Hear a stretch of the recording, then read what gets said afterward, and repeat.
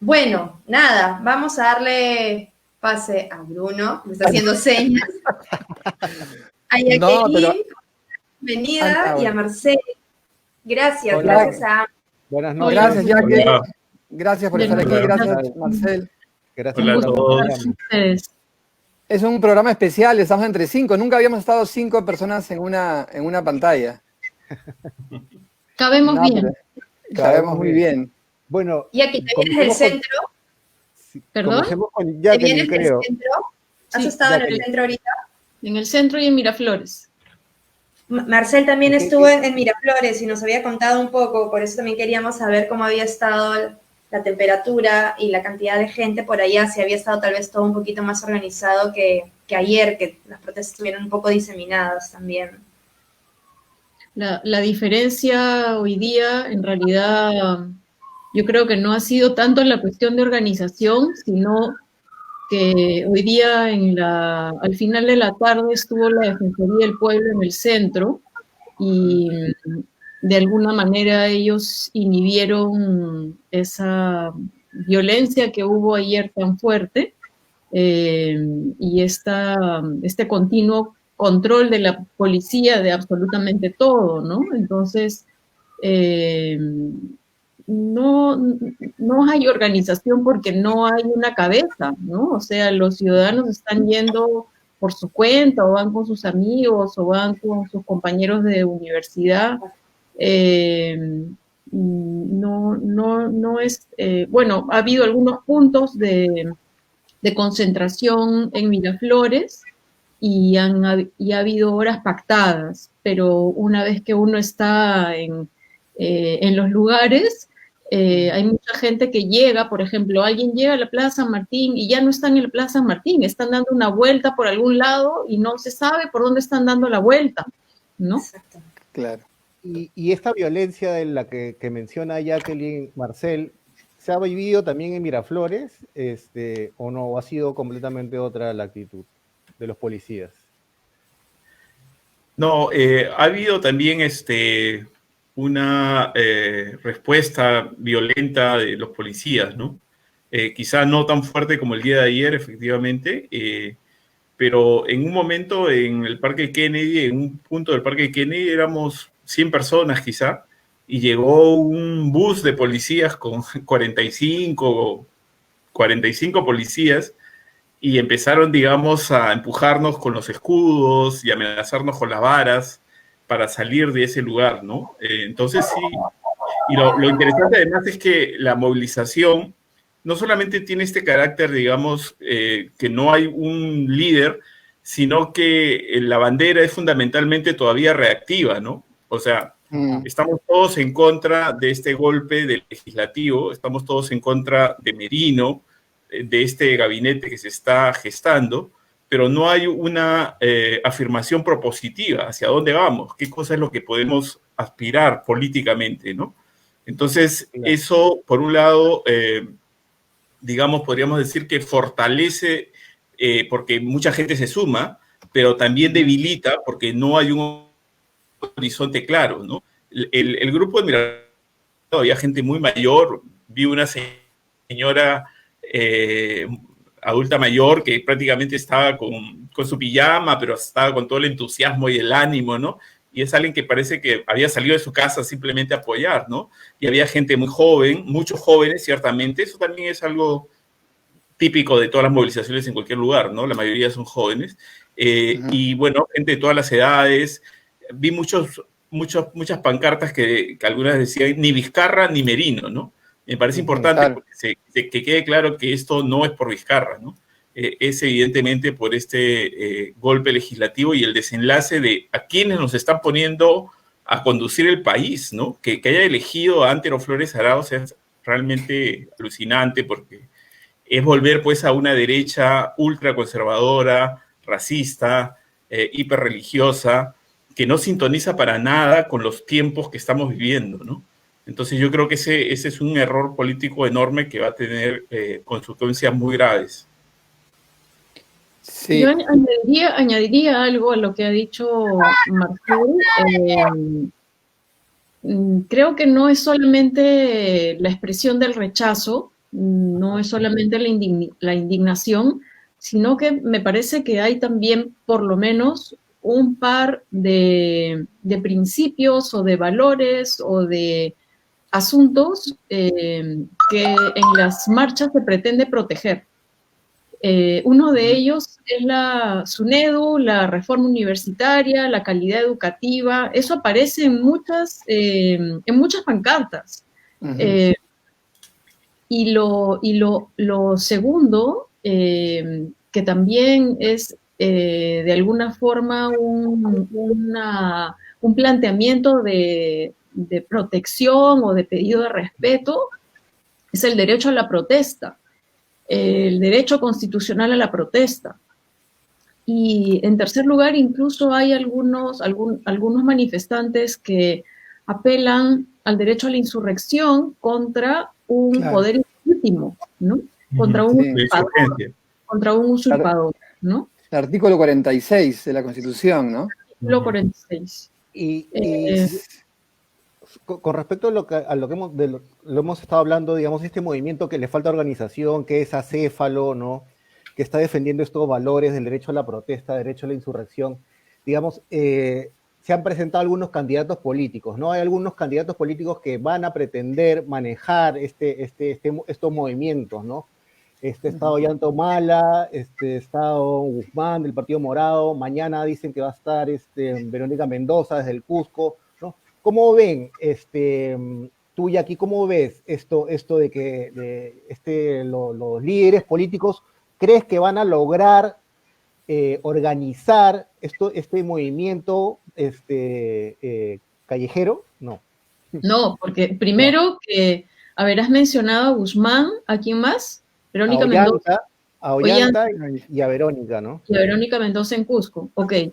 Yo diría que Guzmán y Ollanta Humala tienen problemas de legitimidad frente a la ciudadanía, ¿no? Cada quien por diverso motivo. Y otra cosa es que, digamos, podemos recordar cuál ha sido el desempeño de Guzmán en su vida pública, en su vida como político, esta falta de posiciones sólidas acerca de casi cualquier cosa, y el último episodio de su vida personal que fue muy cuestionable y del cual no pudo salir bien librado porque no lo manejó bien, ¿no? Ollanta Humala es un político bajo investigación por hechos de corrupción. Aparte de eso, que no están, digamos, en condiciones de ser bien recibidos por la ciudadanía por estos motivos. Guzmán no tiene experiencia de organización de personas en manifestaciones, ¿no? ¿Cómo podría él ser un interlocutor de organizar a personas en movilizaciones ciudadanas si no ha estado haciendo eso? Y si además las personas difícilmente lo querrían como interlocutor. En el caso de Verónica Mendoza en Cusco, ella tiene un liderazgo allí, tiene una base allí, quién sabe si quizás ocurre otra cosa, ¿no? Sí, sobre lo mismo, a mí me parece importante notar que esta fractura entre la clase política, digamos, y la sociedad se ha acentuado, ¿no? Ya esa capacidad de representar que deberían tener los políticos ha sido siempre en el Perú muy, muy frágil, muy débil, pero con lo que ha ocurrido ahora se ha producido pues una disociación absoluta, ¿no? Es decir, los que están en el Parlamento, el señor Merino en Palacio de Gobierno, actúan como si estuvieran pues en la estratosfera, ¿no? En otro orden de realidad, sin atender realmente a lo que está pasando, la indignación, el descontento generalizado. Es increíble ver en las calles protestando a gente que quizá nunca ha salido antes a protestar y que ahora sí siente que esto ya es insoportable, ¿no? Entonces, ahí estos líderes políticos que tú has mencionado quieren ligar, digamos, nuevamente, ¿no? La representación política con este movimiento social, pero coincido con Jacqueline, es muy difícil que eso ocurra.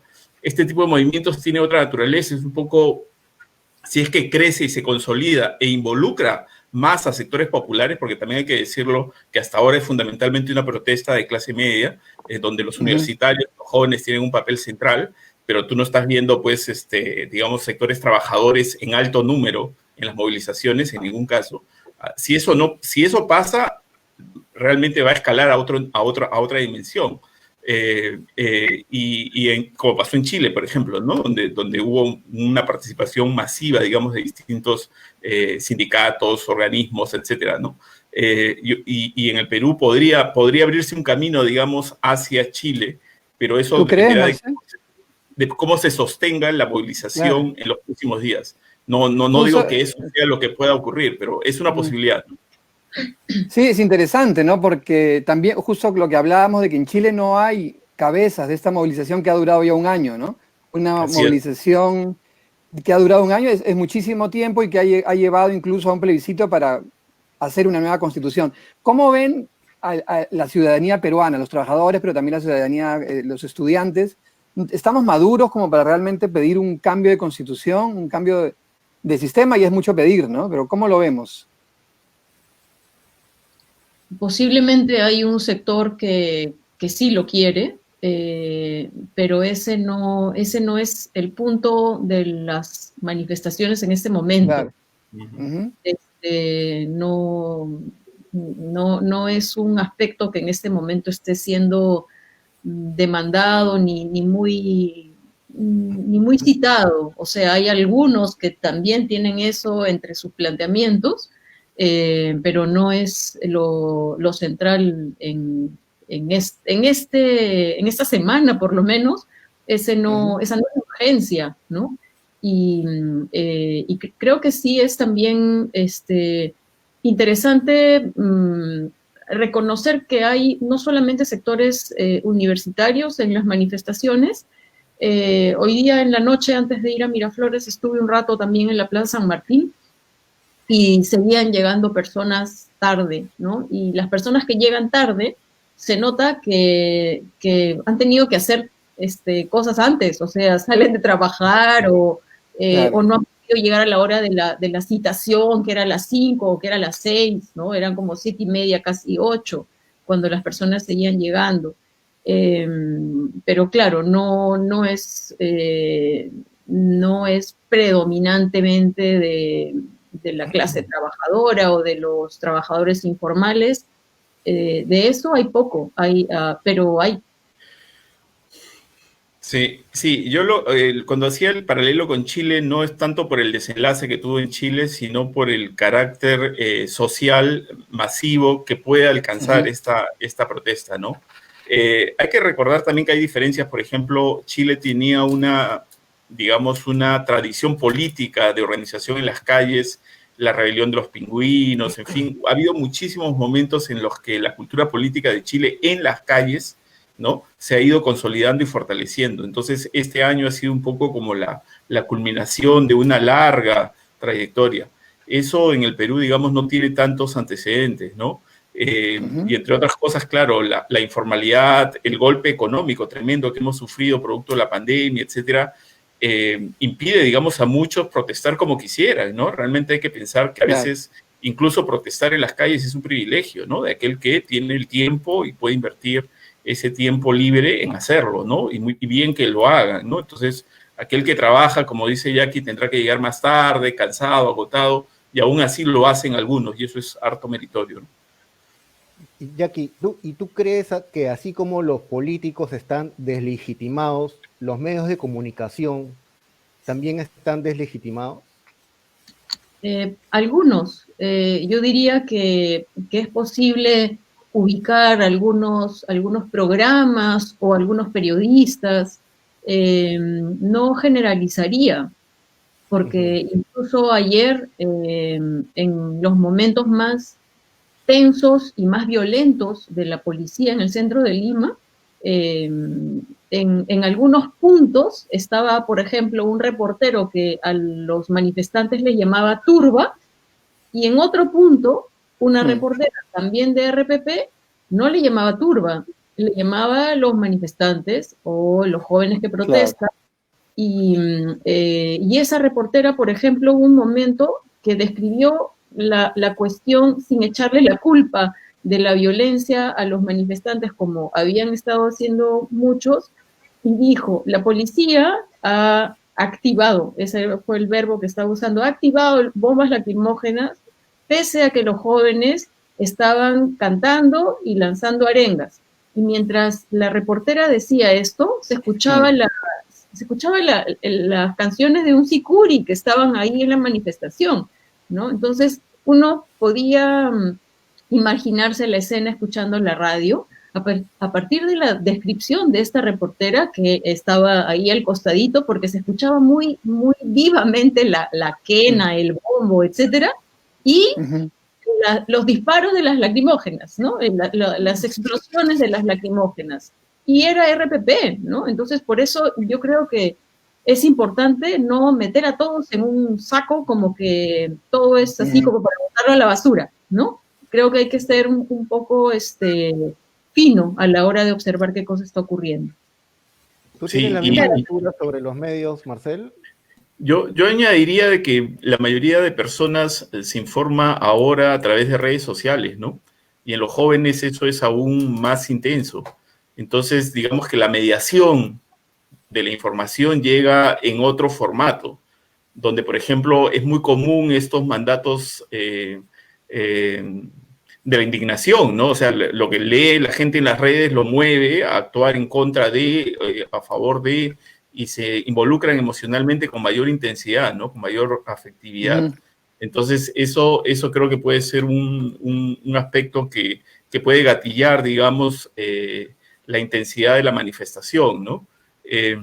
Sin duda la televisión sigue siendo, y la radio, medios importantes, y creo como Jacqueline que hay que ver incluso aquellos que tienen esa mirada tan poco parcial, tan poco neutral de lo que está ocurriendo, terminan creando un efecto contrario, ¿no? Si alguien habla de una turba, por ejemplo, ahora en Miraflores yo he visto señoras, madres con hijos pequeños, muchos jóvenes, incluso menores de edad, ¿no?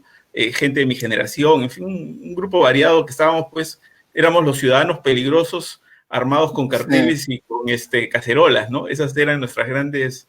y al frente tienes un batallón de policías que te agrede, entonces, claro, ¿dónde está la turba, no? Y seguramente alguien habrá narrado que los revoltosos eran los que estábamos ahí en el Parque Kennedy.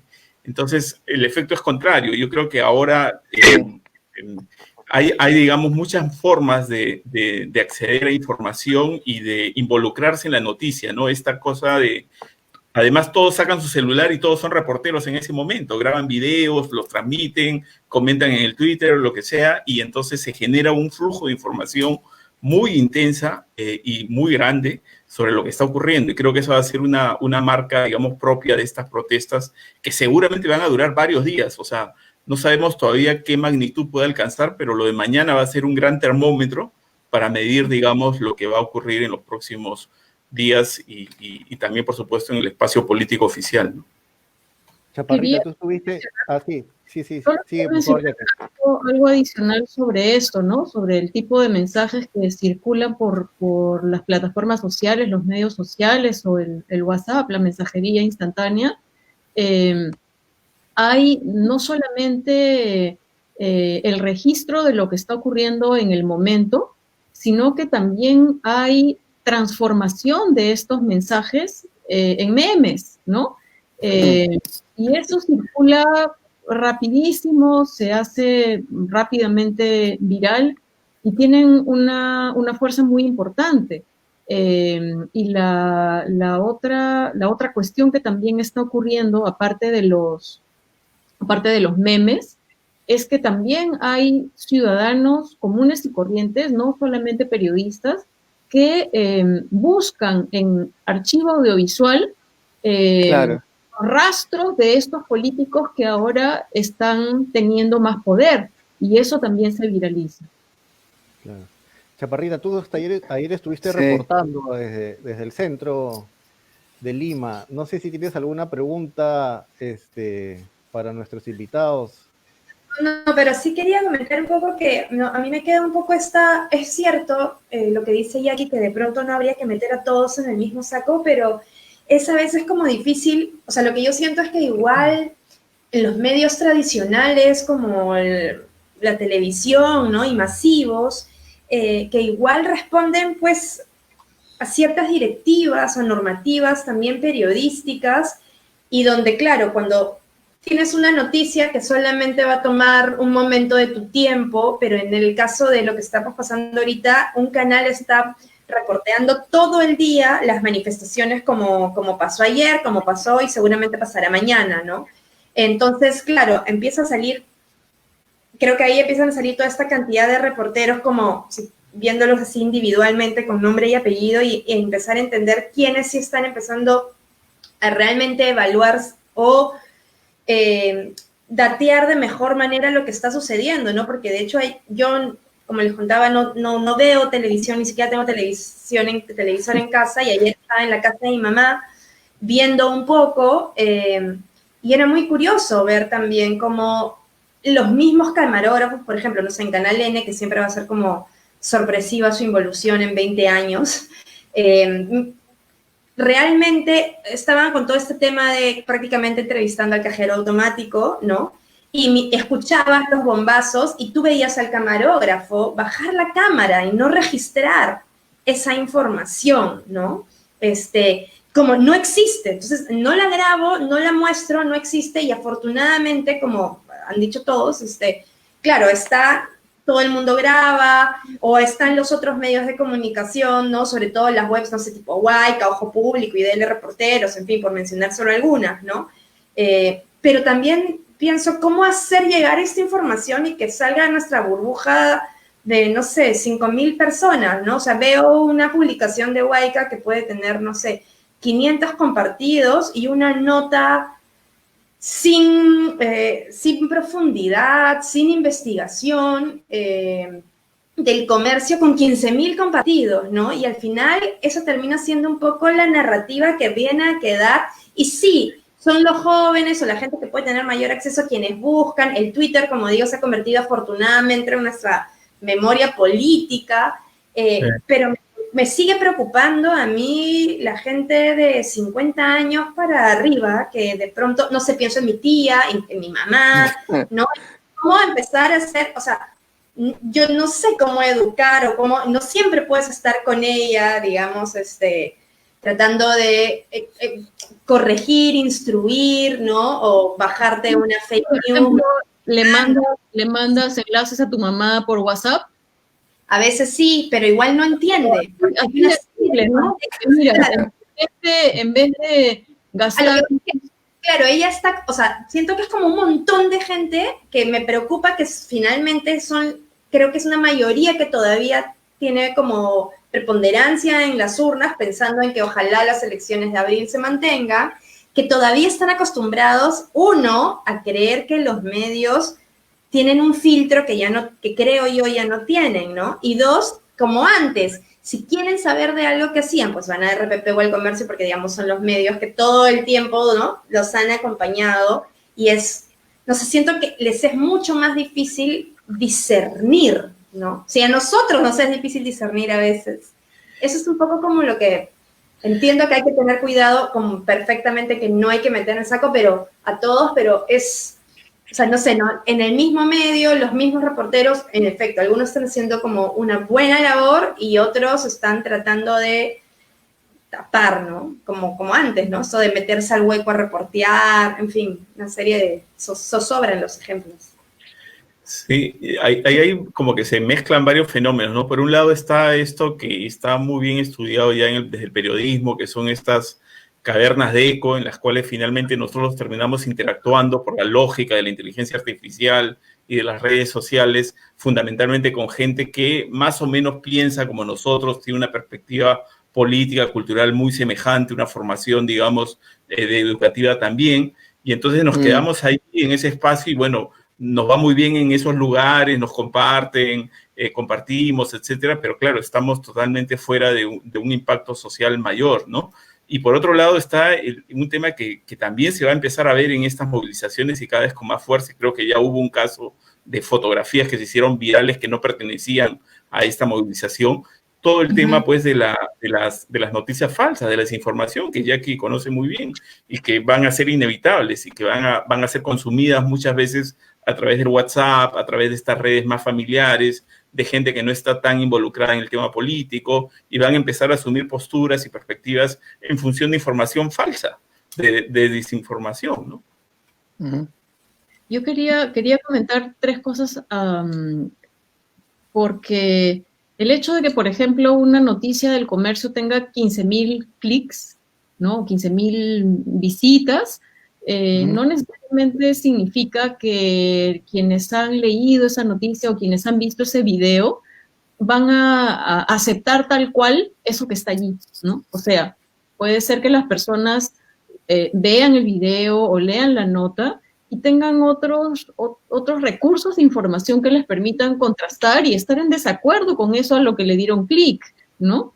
Entonces, creo que es importante eso de no dejarnos llevar por los números, por la cantidad de visitas. La segunda cosa es identificar la línea editorial.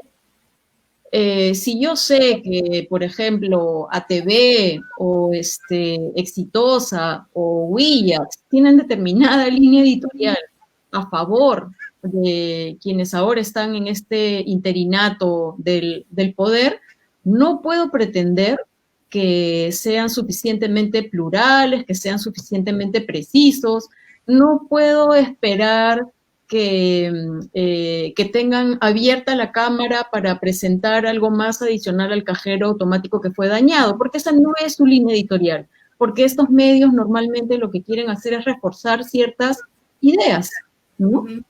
Y entonces la tercera cosa es a estas personas que por los hábitos antiguos que tienen de consumo de medios tradicionales, que no se van a informar de la manera más completa, solamente acudiendo allí, hay que empezar a mandarles los enlaces a los videos de Ojo Público, a los textos de verificación de información, e incluso a la información de los medios tradicionales que esté bien hecha, ¿no? Porque no es que todo es absolutamente descartable, pero todo este contenido que está saliendo en medios digitales de alta calidad periodística, ¿no? Hay que aprovecharlo. O sea, yo creo que en vez de estar llorando por la pésima cobertura de algunos medios tradicionales y por no reconocer que tienen ellos un sesgo predeterminado porque ellos lo quieren así, y que pueden ganarse la animadversión de cierta parte de la ciudadanía. Entonces, en vez de esperar demasiado, de tener una visión completa por parte de estos medios, movámonos a los que están haciendo el trabajo apropiado, ¿no? Exacto. Yo quería preguntarles sobre Vizcarra y Merino, ¿no? De repente tú, Marcel, comenzamos contigo. Vizcarra salió a decir que se necesita legalidad, ¿no? Y legitimidad, ¿no? Para gobernar, ¿no?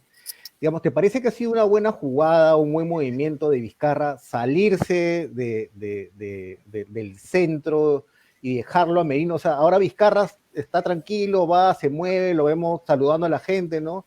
Y Merino está escondido en el Palacio de Gobierno. ¿Cómo lees esto, no? Yo creo que lo que para muchos fue sorpresivo, digamos, ¿no? O sea, después de producir la vacancia, que él acepte, ¿no? La vacancia cuando lo hace ahí con sus ministros en el frontis, en el patio de Palacio, era su mejor carta posible, ¿no? Es decir, creo que él no estaba convencido plenamente de que iba a ser vacado, ¿no? E incluso me da la sensación que los propios congresistas no estaban seguros de que ese iba a ser el desenlace. Las cosas se agudizan, digamos, por el discurso de Vizcarra, y donde nuevamente vemos cómo lo emotivo, digamos, tiene un efecto político tan grave, ¿no? O sea, si Vizcarra no hubiese dicho que 68 congresistas tenían una acusación fiscal, quizá estaríamos en otro escenario, y la historia del Perú hubiese cambiado simplemente por esa frase, ¿no? Por si se hubiese suprimido esa frase pero no lo hizo, entonces fue con su actitud que tan buenos resultados le da ante la población, pero que políticamente nos ha llevado pues a esta aporía, ¿no? Entonces yo creo que ya en ese escenario lo mejor que hizo Vizcarra fue salir del foco, ¿no? Porque ya bastantes problemas tiene con todas las investigaciones que parece van a terminar probando, digamos, actos de corrupción. Entonces lo deja a Merino, y bien como se dice ahora, Merino está refugiado. Mirko Lauer hablaba de un bypass entre el Palacio de Gobierno y el Palacio Legislativo, porque es el único lugar donde está seguro Merino, yendo de un lado a otro, y hoy día fue efectivamente al Palacio Legislativo, ¿no? Porque no tiene nada en el Palacio de Gobierno, está absolutamente solo, ¿no? Y ahora está con Antero Flores Arauz, que representa claramente el pasado. O sea, creo que eso es altamente simbólico, ¿no? Lo que una elección política de ese tipo, con una resonancia cultural tan cargada de un mundo que está desapareciendo y que ya desapareció en gran parte. Ese Perú racista, ese Perú ultracatólico, ese Perú autoritario, ese Perú limeño, ¿no? O sea, por ningún lado le aporta, digamos, algo que le dé un aire, un oxígeno a Merino, ¿no? Entonces, yo creo que Vizcarra ha jugado dentro de sus posibilidades bien, ¿no? Bien. Pero sin embargo, es bien interesante que la gente no esté reivindicando su figura en las calles. En toda movilización que he ido, veo que claramente la gente ya tomó una distancia política de él, ¿no?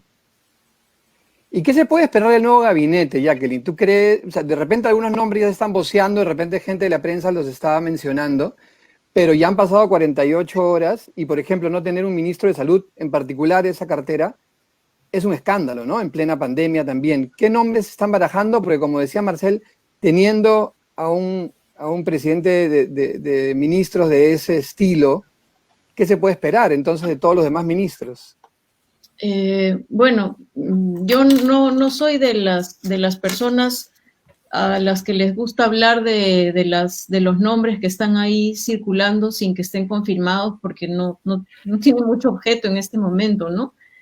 Sin embargo, lo que diría es que mencionaría tres personajes que marcan la cancha de alguna manera, ¿no?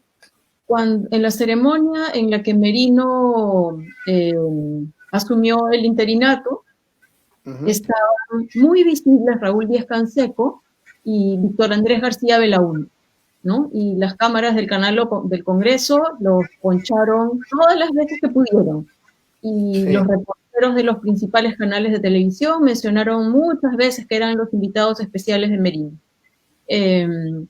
Y por otro lado, está ya juramentado Antero Flores Arauz como primer ministro. Entonces, estas tres personas corresponden a un grupo de ciudadanos peruanos que en los últimos 2 años más o menos, quizá 3, han estado firmando constantemente pronunciamientos con la denominación Coordinadora Republicana, ¿no? Y entonces yo sospecho que los ministros que sean nombrados por Merino y Flores Arauz corresponderán con esa ubicación en el espectro político, social, entre comillas, moral, ¿no? Porque tiene un componente religioso, no solamente del catolicismo más conservador, sino también que se acerca a algunas escisiones de los evangélicos. Y entonces ese es el ámbito en el que parece que están reclutando a los miembros del próximo gabinete. Sí, yo quería preguntarte, Jackie, como corresponsal extranjera, ¿cómo observas el reconocimiento? Parece que es un lento reconocimiento de los países vecinos, ¿no? ¿Te parece que es así, que los países están midiendo qué está pasando, el pronunciamiento de la OEA? ¿Cómo nos lees esta lectura desde el exterior, ¿no? Sobre lo que está pasando en Perú. Ha habido pronunciamiento de la OEA, de la Comisión Interamericana de Derechos Humanos, de Colombia, de Argentina, y creo que ha habido también de Paraguay, pero yo no lo he leído. Uruguay y Paraguay, sí. Uruguay y Paraguay también son. Sí. Entonces, me parece que salvo Paraguay, que yo no lo he leído, pero he visto que un colega decía que era el único país que había reconocido a Merino en el poder. Todo el resto hace explícito que el Perú está en problemas, ¿no? Ujú. Lo dicen de diferentes maneras. Unos dicen que le piden que resuelva la crisis política, ¿no? Otros dicen otros piden que se aseguren las elecciones, que se garantice el derecho a la protesta. Hay en común una especie de preocupación por la institucionalidad de la democracia, ¿no? El pronunciamiento de Colombia incluso destacan los logros de Vizcarra como presidente, ¿no? Y las relaciones, la productividad de la relación bilateral Perú-Colombia durante el gobierno de Vizcarra. Y entonces, salvo Paraguay, no hay reconocimiento de la legitimidad de la posición de Merino.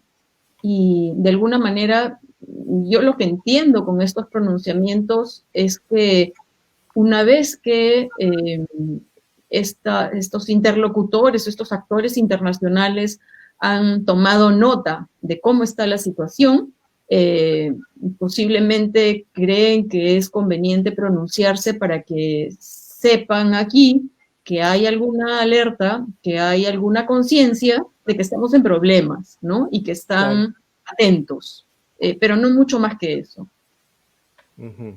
Bueno, la OEA ya ha dicho en su comunicado que va a esperar a lo que diga el TC, o que el TC es el indicado del que tenga que resolver un poco este problema, ¿no? Pero, Ahora, pero es un poco inútil eso, ¿no? Porque absolutamente, no, porque ya no es retroactivo este asunto, ¿no? Sería un gran problema. O sea, quizá lo importante del pronunciamiento de la OEA es el hecho de que no hace un saludo a Merino, pero la cuestión del TC ahorita ya no tiene utilidad.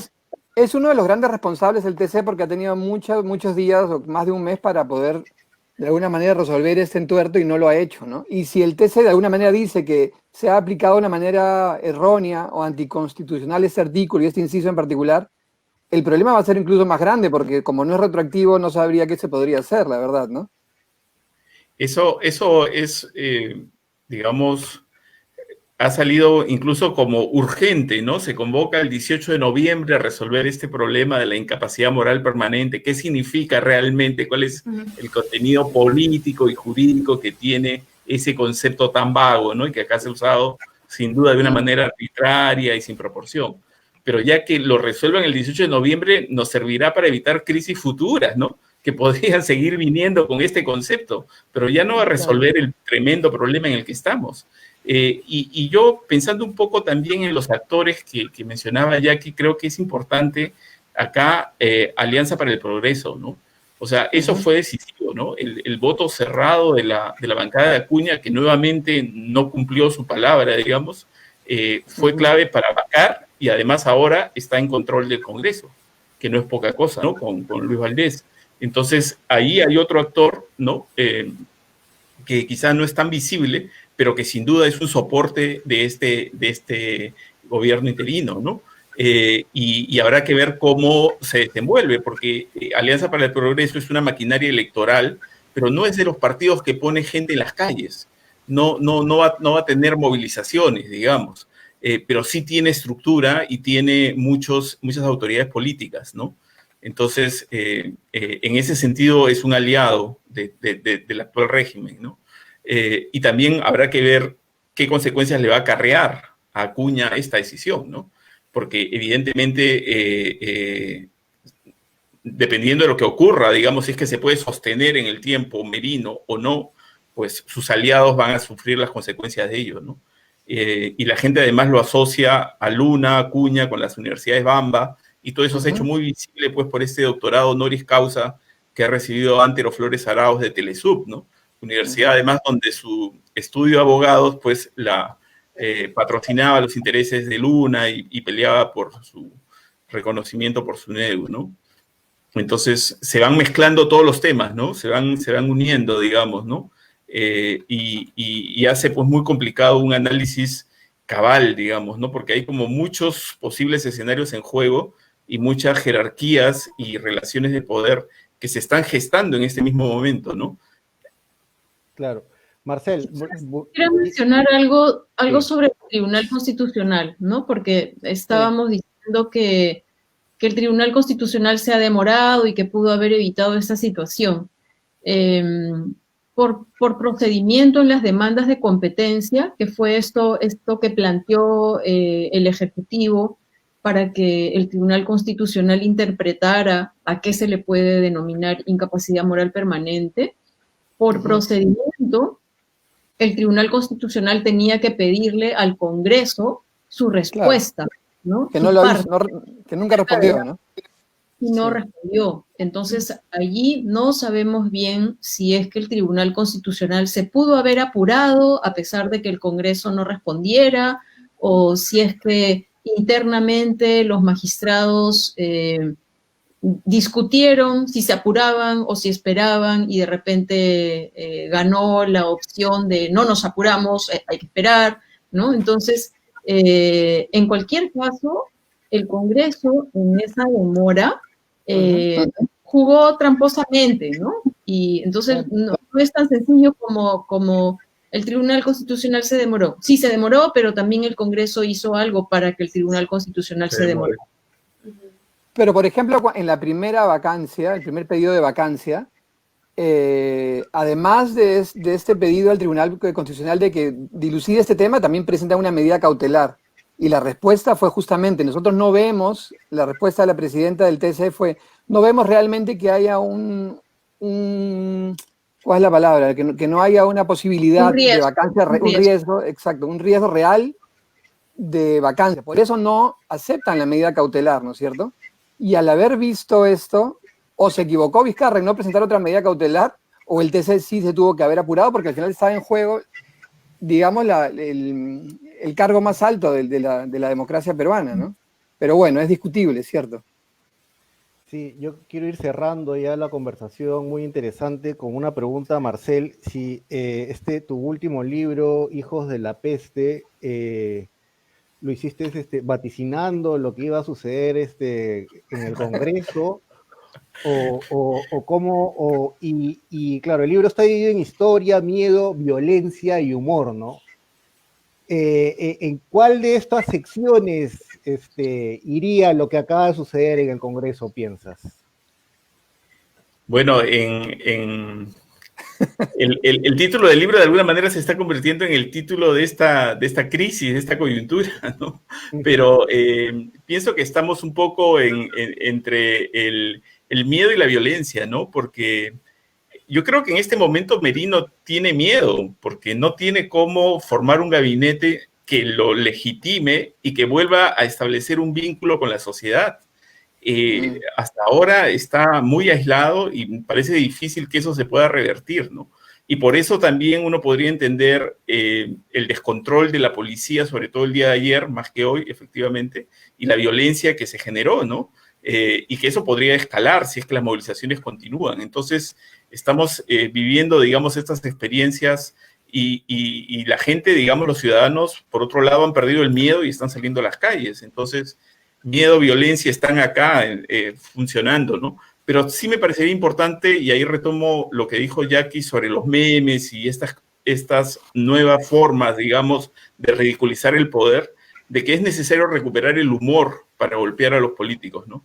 Yo creo que este doctorado honoris causa de Telesub, que en sí mismo es una broma, ¿no es cierto?, que lo tenga el primer ministro en una situación como esta y que haya circulado masivamente por redes, pues es un tremendo golpe, ¿no es cierto?, a la autoridad que pretende esgrimir, ¿no? Entonces creo que el humor es algo que tiene que desarrollarse y que ojalá, seguramente va a ser así, una bandera de los que están en las calles luchando contra este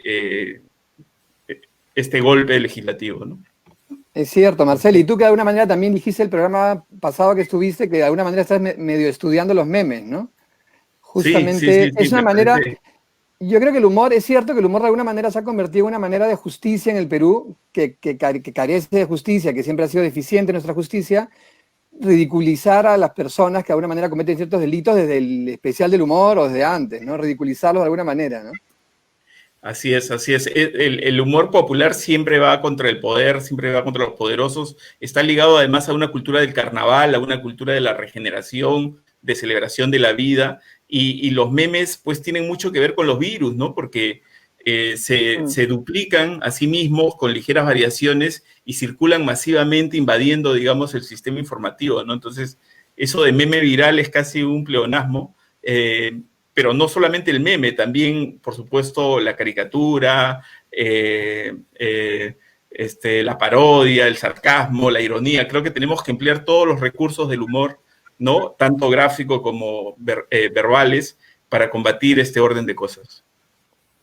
Perfecto. Bueno, muchas gracias. Si no tienen alguna otra pregunta, yo creo que nos despedimos. Muchas gracias, Jacqueline. Muchas gracias, Marcel. Gracias a ustedes. Gracias, Jacqueline. Gracias, Marcel. Muchas gracias. Nos vemos. Buenas, chao, gracias. Chao, muchas gracias. Nos vemos mañana en la marcha. Sin duda. Y a todos, por favor, sigan a ambos en Twitter para que estén bastante bien informados de lo que está sucediendo, por si acaso. A Jackie y a Marcel. Gracias, que estén bien.